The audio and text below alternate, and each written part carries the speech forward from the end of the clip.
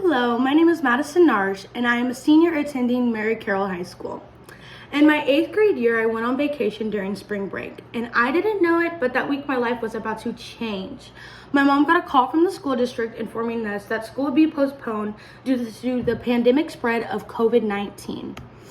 It is now the fall of 2023, and 3 years of learning has taught me much less than I learned 3 years before the pandemic arrived.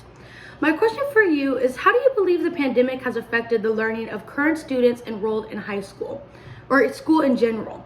My firsthand experience due to being a high school student has taught me that the learning gap is much more of a problem than people have begun to realize.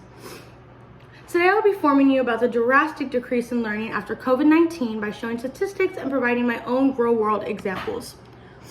In my English class, a new method has been brought into the classroom, only it's not new, it's just uncommon in today's typical classroom, and that would be reading out loud.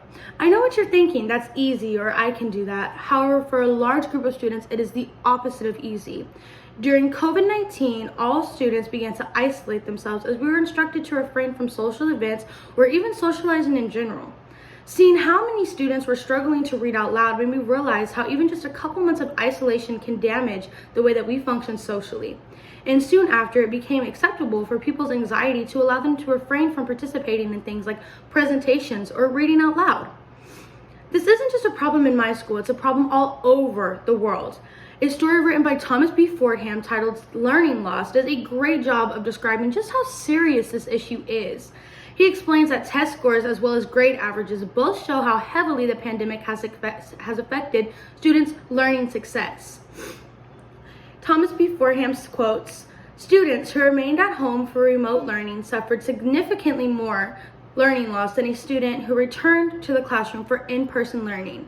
This just goes to show how the isolation affected students nationwide." In addition to the learning aspect, I also want to touch on just how severely the pandemic has affected people with social anxiety, something not so heard about before 2020. Social anxiety affects nearly 15 million people in the United States alone. That's roughly 7.1% of our nation, and the majority are teenagers.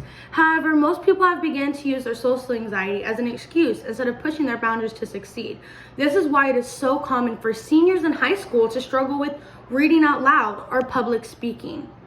Hopefully this growing issue will soon be addressed by government officials instead of just lowering passing scores for state required exams to ensure that students pass to the next grade level. We need to provide our future generations of doctors, police officers, politicians, teachers, and everything in between the essential materials needed to succeed in today's fast-paced world.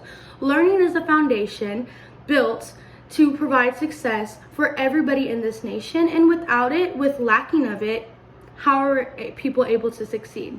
Thank you for listening. I hope you enjoyed, and I hope this was very informative.